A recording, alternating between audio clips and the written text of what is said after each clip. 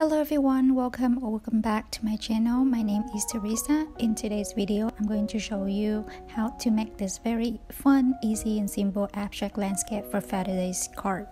First, I'm going to tape down the paper.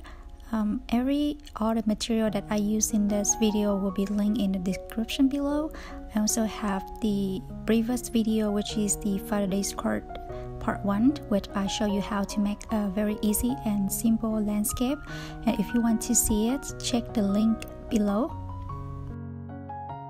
First, I'm going to mix some of the colors. Since this is a landscape for Father's Day card, so I want to make it more like colorful, like sunset colors. So I'm going to use different yellows and different red and have them mix directly on the paper to create a beautiful orange. Make sure that you wet the paper first before you apply the colors, otherwise it's gonna be very hard to blend them out. And now this is the fun part. As you can see, I just freely throw different colors onto the paper and watch them mix together. You can use different kind of yellows, like in this case I'm using a little bit of ochre, a little bit of cadmium yellows, cadmium red, and even permanent rose, because orange and red, when you mix them together, they're gonna make orange. And if you use different shade of red or different shade of yellows, it's gonna make a different shade of orange. That just makes your painting more vibrant and beautiful. In case you feel nervous or not sure about how the colors look like when they mix on the paper, you can just use a scrap paper and try mixing the paper you want to see how they look, and if you're happy about that, then you can apply it onto your painting. And now when we finish with the background, make sure that you wait for it to dry a little bit, not completely dry, but make sure that they still have a little bit of moist on the paper. And we gonna use the same set of colors, orange, yellow, red, and started painting pine trees. So in this stage, these pine trees still in the background, and you can see that I just paint a little bit on the top of the pine trees to have a little bit shape to indicate that these are the pine trees. And for the rest, I'm just use the water to blend them out to make them blend well with the background. Make sure that you place the pine tree in different spot, in a random spot. Don't make them stay in a line, because that's not gonna look natural.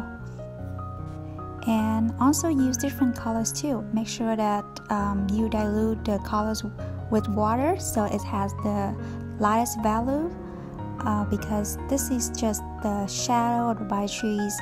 Later on, we're gonna use a very dark value to put another layer of pine trees in the front.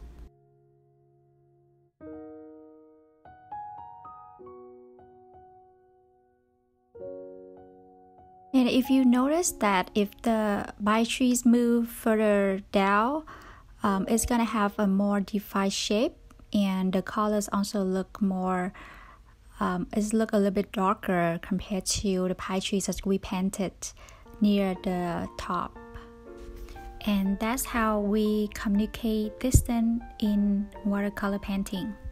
And yeah, let's just keep doing the same thing over and over again.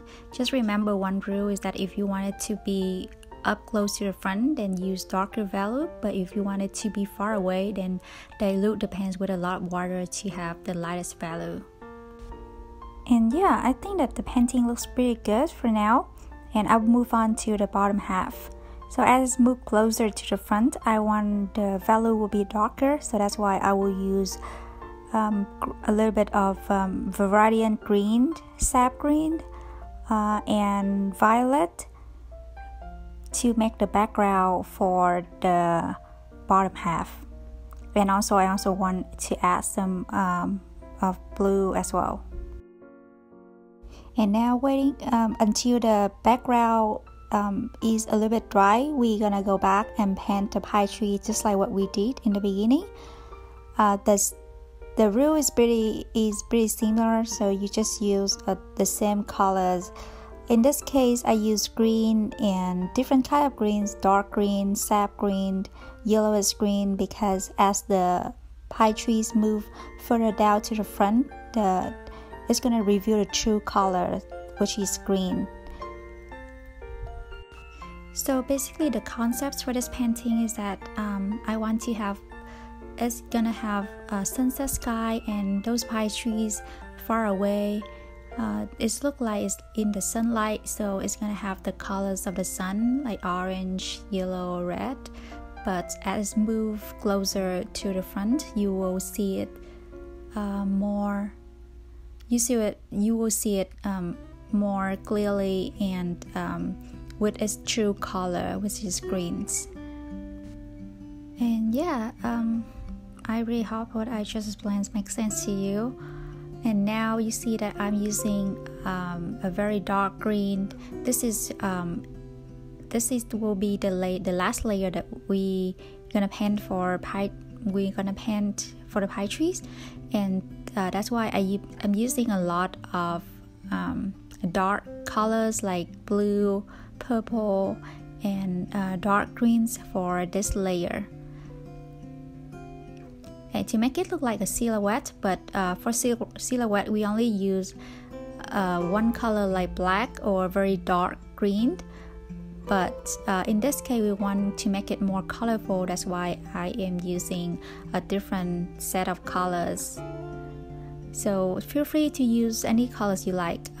You don't have to follow me, you don't have to use the same color as me, but feel free to explore and experiment and have fun.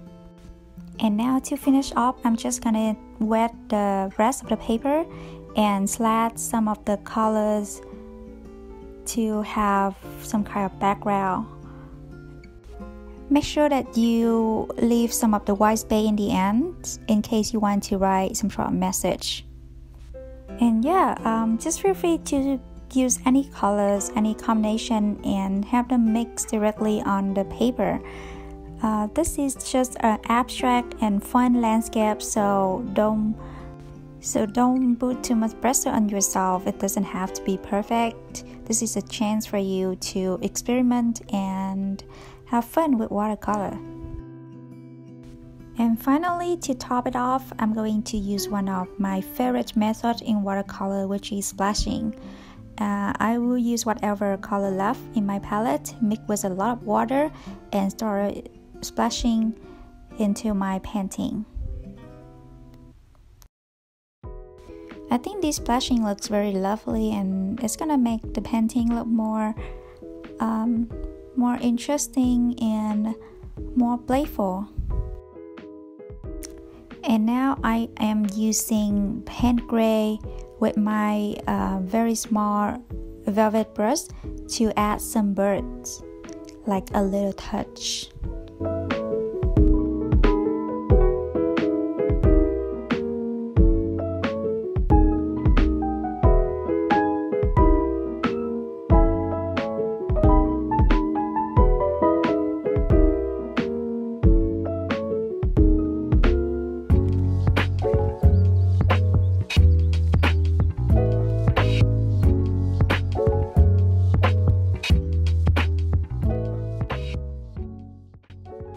And now we're done. The painting is complete. I'm going to take off the tape, and the final step is to write out the message. Feel free to write out anything you want. This doesn't have to be Father's Day. It could be the thank you, happy anniversary card, or happy birthday card.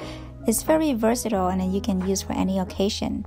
But in this case, since Father's Day is coming up, I'm going to make a card for my dad. So I'm going to use I'm going to draw Happy Father's Day. And if you're very good at calligraphy, this is a good chance for you to show up your skill. I'm just not very good at it, so I just write the word in a normal way.